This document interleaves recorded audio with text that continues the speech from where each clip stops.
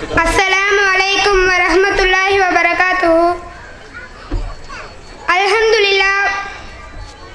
அல்ஹம்துலில்லாஹி நஹ்மதுஹு வ நஸ்தஈனுஹு வ நஸ்தக்ஃபிருஹு வ நஅஊது பில்லாஹி மின் ஷுரூரி அன்ஃபுஸினா வ மின் ஸய்யிஆத்தி அஅமாலினா. மை யஹ்தில்லாஹு ஃபலா முஸில்ல லஹு வ மை யுضلில்ஹு ஃபலா ஹாதிய லஹு. وأشهد أن لا إله إلا الله وأشهد أن محمدا عبده ورسوله أما بعد. வணங்குவோருக்கு வாழ்வளிப்பதோடு தன்னை மறுக்கின்ற கூட்டத்திற்கும் மறக்காமல் உணவளித்துத்தான் ஒரு அளவற்ற அருளாளனும் நிகரற்ற அன்புடையனும் என்பதை அணிதினமும் பறைசாற்றிக் கொண்டிருக்கும் எல்லாமல்ல ஏக இறைவனை போற்றி புகழ்ந்தவளாக என்னுடைய உரையை ஆரம்பம் செய்கிறேன். இந்த கூட்டத்தில் எனக்கு பேச வழங்கப்பட்டுள்ள தலைப்பு என்னவென்றால், இறைவனை அஞ்சுவோரின் இனிய பண்புகள். உண்மையான இஸ்லாமியர்களின் உன்னத குறிக்கோள் சொர்க்கத்தை அடைய வேண்டும் என்பதுதான்.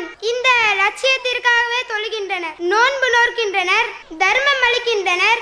இது போன்ற நன்மையான காரியங்களில் மார்க்கம் பணிகின்ற வணக்க வழிபாடுகளில் ஈடுபட்டுகின்றனர். இவைகள் நம்மை சொர்க்கத்திற்கு அழைத்து செல்லும் காரியங்களே. இருப்பினும் சொர்க்கத்தை அடைய வேண்டுமெனில், அதில் நாம் வரவேற்கப்பட வேண்டுமெனில் நம்மிடத்தில் இருக்க வேண்டிய மிக முக்கிய தகுதி என்ன என்பதை சிந்திக்க மறந்துவிட்டனர்.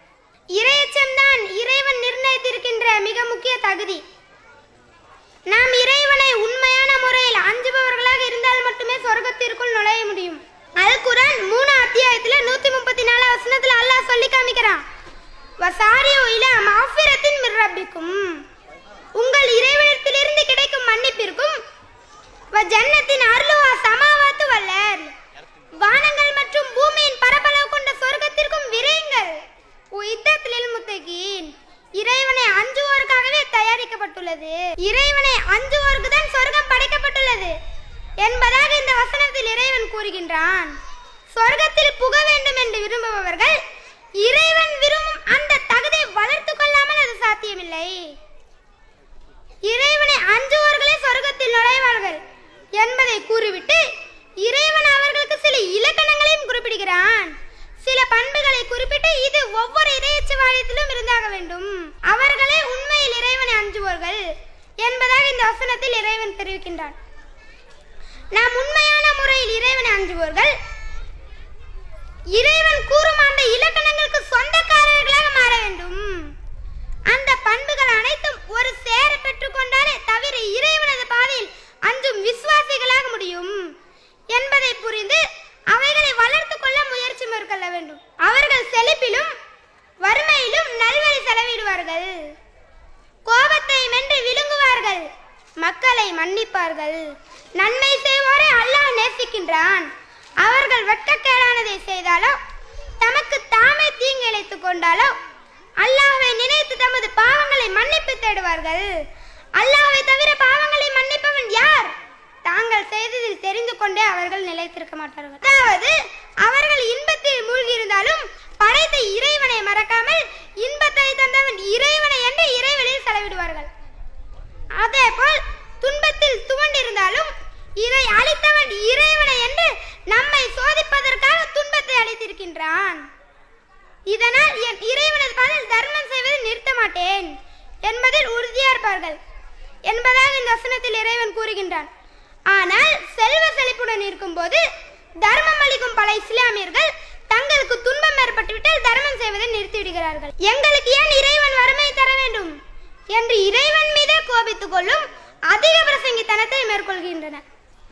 இன்னும் சிலர்கள் தாங்கள் வறுமையில் இருக்கும் போது இறைவா எங்கள் வறுமையை நீக்கிவிடு என்று பிரார்த்திப்பதுடன் அதற்காக தர்மம் அளித்து வருவார்கள். இறைவன் அவர்களது துன்பத்தை போக்கியுடன் அத்தோடு இறைவனை மறந்து இன்பத்தில் மூழ்கி திளைத்திடுவார்கள். இது போன்ற இழிவான குணம் இறைவனை அஞ்சுபவர்களிடம் இருக்காது. அவர்கள் தர்மம் அளித்து வருவதை இன்பம், துன்பம், வறுமை, செழிப்பு போன்ற எதுவும் தடுத்திராது. இத்தகைய நிலையை நபிலாரும் அவர்கள் தோழர்களும் பெற்றிருந்தார்கள். இந்த பண்பை நாமும் வளர்த்து கொள்ள வேண்டும். இறைவனை அஞ்சும் அடியார்கள் தங்களுக்கு கோபம் ஏற்பட்டுவிட்டால் கோபத்தை கட்டுப்படுத்திக் கொள்வார்கள் என்பதாக இந்த வசனத்தில் இறைவன் தெரிவிக்கின்றான். கோபத்தை கட்டுப்படுத்திக் கொள்பவனே உண்மையான வீரனாவான் என்று நபி ஸல்லல்லாஹு அவர்கள் கூறினார்கள். அல்லாஹ்வின் தூதர் ஸல்லல்லாஹு அலைஹி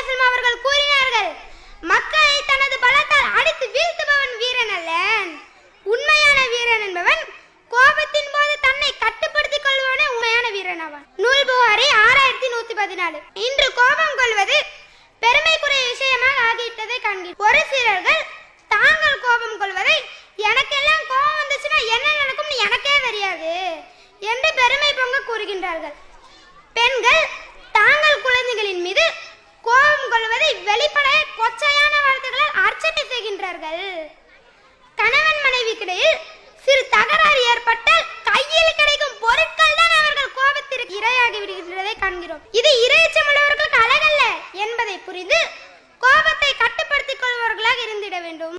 பிறர்களை மன்னிக்கும் தயால குணம் இறையச்சமுடையவர்களிடம் நிறைந்து காணப்படும் என்பதை இது போன்ற ஏராளமான செய்திகளில் உறுதிப்படுத்துகின்றன. இறைவனை அஞ்சுவோர் பட்டியலில் இருந்து இணை வைக்க வேண்டும் என்று சொன்னால் ஏனையோர் தவறிழைத்திடும் போது அவற்றை அலட்சியப்படுத்திட வேண்டும், உடன் அவற்றை மன்னித்து விட வேண்டும்.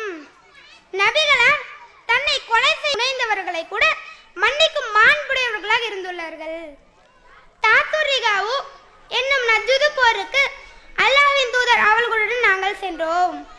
போரை முடித்துக் கொண்டு திரும்பிய போது கருவேலை முள் நிறைந்த ஒரு பள்ளத்தாக்கினை அடைந்த போது அல்லாஹ்வின் தூதர் ஸல்லல்லாஹு அலைஹி வஸல்லம் அவர்கள் கூறினார்கள், மதிய ஓய்வு கொள்ளும் நேரம் வந்தது.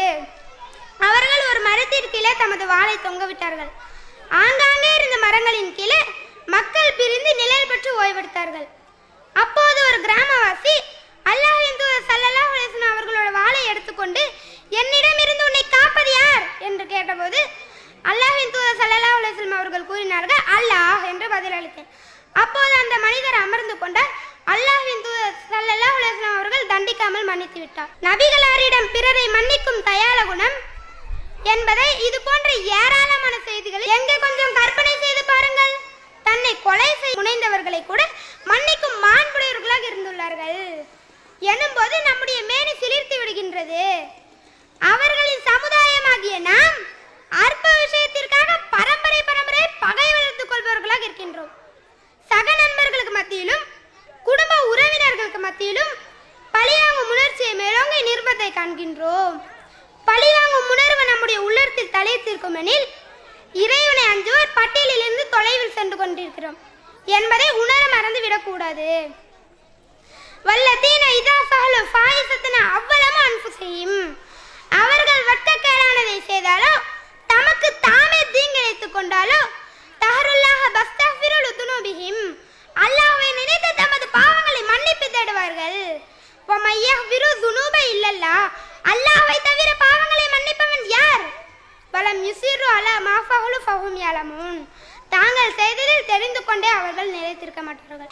இறைவனை அஞ்சுவோர்கள் ஏதேனும் ஒரு பாவத்தை செய்துவிட்டால் உடன் இறைவனை நினைவு கூர்ந்து தாங்கள் செய்த பாவத்திற்காக இறைவனிடம் மன்னிப்பு கோருவார்கள். தாங்கள் செய்வது தவறு என்று தெரிந்த பிறகும் அதே பாவத்தில் நிலைத்திருக்க மாட்டார்கள். இறையச்சவாதி என்று நம்மை நாம் சொல்லிக் கொள்வதாக இருந்தால் இந்த பண்பு நம்மிடத்தில் இருந்தாக வேண்டும்.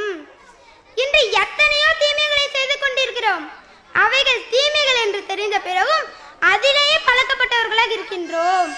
அவைகளை அன்றாட வழக்கமாக ஆக்கியிருக்கின்றோம். நம்முடைய நிலை இதுவெனில் நாம் எப்படி இறையச்சவாதிகளாக ஆக முடியும்? அவற்றிலிருந்து முற்றாக விலக்குவதே நமக்கு நம்மை பயக்கும் என்பதை அறிவோமாக சொர்க்கத்திற்குள் தகுதி உள்ளவர்களாக நம்மை நாம் ஆக்கிக் கொள்வோமாக என்று கூறி எனது உரையை முடித்துக் கொள்கிறேன். அஸ்ஸலாமு அலைக்கும் வரஹ்மத்துல்லாஹி வபரகாத்துஹு.